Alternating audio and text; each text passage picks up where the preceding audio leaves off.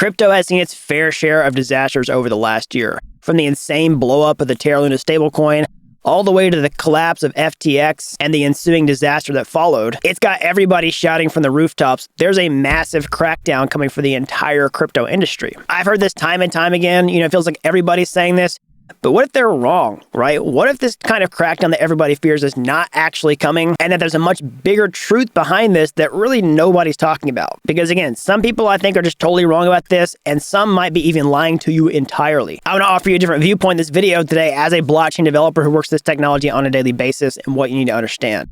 So if you're new around here, hey, I'm Gregory, and on this channel I turn you into a blockchain master. So if that's something you're interested in, then smash that like button down below for the YouTube algorithm and subscribe to this channel.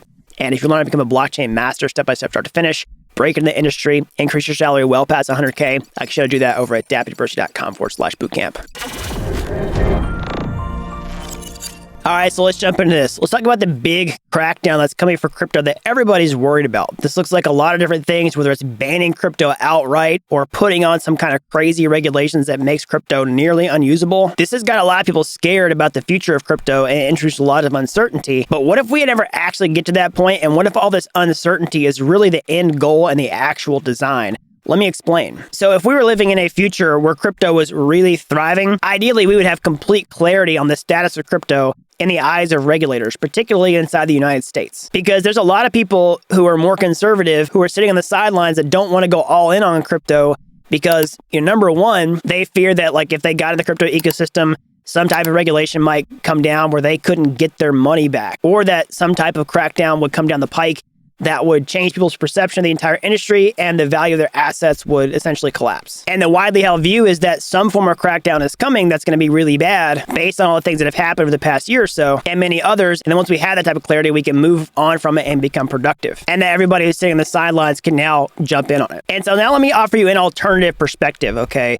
What if people who are sitting on the other side of this, who intend to keep crypto in check, the people that everybody's scared of, cracking down on this, can't actually effectively do a crackdown like what we're talking about, and that the end goal is to actually keep us in this ambiguous territory, to basically keep you scared of a crackdown so that everybody stays in this uncertain, fearful state, and that prevents all these people from jumping into it and crypto being as powerful as it could be if we had this type of clarity. And therefore that the end goal is not actually a crackdown in of itself, but this constant state of ambiguity that just keeps you hanging. So let me give you an example. There's all types of ways that people fear coming crypto crackdowns, whether it's, different crypto assets being declared a security by the SEC, or different stable coins having, cumbersome regulations put on them, all the way to DeFi and centralized exchanges and what types of regulations can be placed on them. There's a bunch of different issues, but let me just start off with one particular issue. Is Ether, the cryptocurrency that powers the Ethereum blockchain, is it a security? Okay.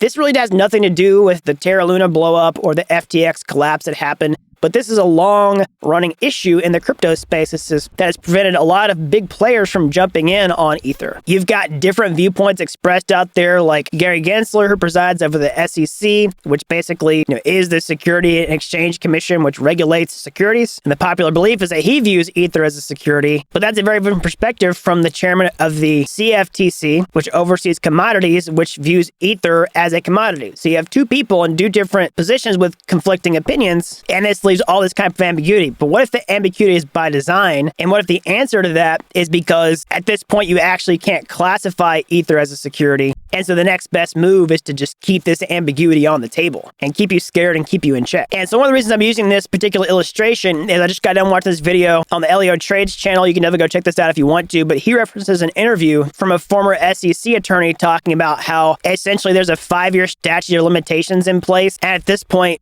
there's been so much time that's passed from when Ether has issued originally to now that we're beyond the point to which Ether could be classified as a security. Now, I don't pretend to be a legal expert by any stretch of the imagination, but if this type of thing is true, then it definitely makes everything I'm saying in this video much more plausible. And I want to be 100% clear with you that I don't have a crystal ball into the future. What I'm saying is I want to create a perspective that not a lot of people are talking about, because a vast majority of people say, hey, these crackdowns are coming. It's going to be bad, but once we get them, we can get clarity from it and move on. But my thinking is that there's a lot of other problems that keep these crackdowns from actually coming into effect. And because of this, the better option is to keep the uncertainty on the table, keep you scared, and keep crypto in check by making people afraid of it. And now, when I put this perspective on the table, I also made very clear that I don't think this is like just one master plan and there's one wizard behind the curtain pulling the strings and all this. What I'm saying is, you have this point of crypto adoption, and then you have all this different ability from different people in the government who have certain power to do things or not, and that they are exploring the available options to them, and some things are options and some things aren't options. And they're just going to choose whatever options most effectively accomplish their end goal. And so therefore, they're just taking advantage of an opportunity to essentially continue to fight with one another to keep these circumstances at a stalemate. Now,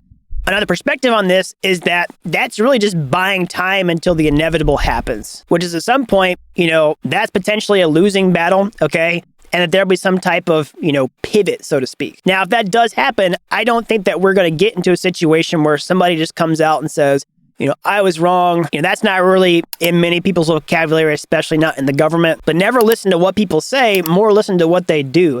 And what I do think is we'll see their actions change over time when they realize that this is not as effective anymore. And that we'll see sort of a slow admission of defeat where those things could sort of pedal backward over time and just fall into the background. At least that's one potential scenario to how I could see this playing out. Now, how long this will take, I don't have any crystal ball to say that type of thing. Again, I'm not a legal expert in this regard, but I do think it will be a slow realization over time that they don't have quite as much edge on crypto as people think that they do, and that people will slowly gain this confidence over time that is really needed for the crypto space to thrive and to flourish. And also that some of this could be essentially buying time until other types of things that could be implemented with crypto that are more in line with the government's interests, could potentially take off, like, central bank digital currencies, for example.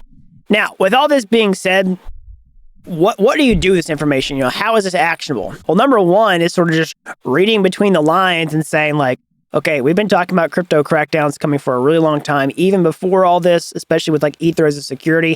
It hasn't happened yet, and there's some really good reasons to think that it might not happen based on the statute of limitations I'm talking about. Again, not a legal expert, but it's a pretty good idea. So number one is just reading between the lines and just putting your thinking hat on, thinking critically and saying like, okay, crypto has sort of been let out of the box. It's like a Pandora's box situation. There's really no stuffing Pandora back into the box, and what's the best thing that you can try to do is play damage control, but for you as an individual is realizing that this thing is really hard to contain.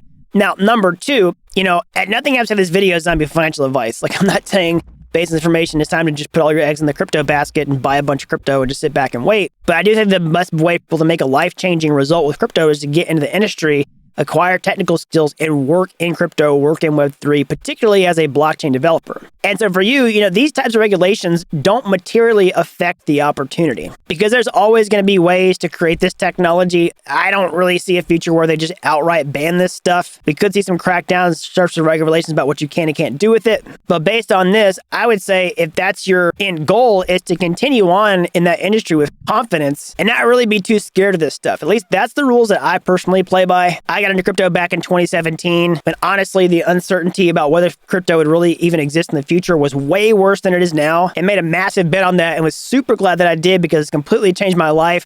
I've helped lots of other people do it. It's completely changed their lives, and there's a ton of opportunity for you to break in this industry and do the exact same thing. So if that's something that you're interested in, then what can you do today after watching this video? Of course, smash that like button down below for the YouTube algorithm. Subscribe to this channel if you haven't already. That really helps these videos out so the more people can learn about blockchain. And, in order to start working on your technical skills, you can go to my YouTube homepage. You can find those free courses there. They're like Udemy courses, but they're totally free. It's a great introduction to coding in general, but specifically for blockchain. And if you like those courses and you want to the next step, or hey, maybe you want to take a master shortcut entirely, I should become a blockchain master step-by-step start to finish over at dappuniversity.com/bootcamp. Okay, you really don't have to be an expert to get started today. I've helped people with zero coding experience become real-world blockchain developers in a matter of months. So that's all I've got. Until next time, thanks for watching Dapp University.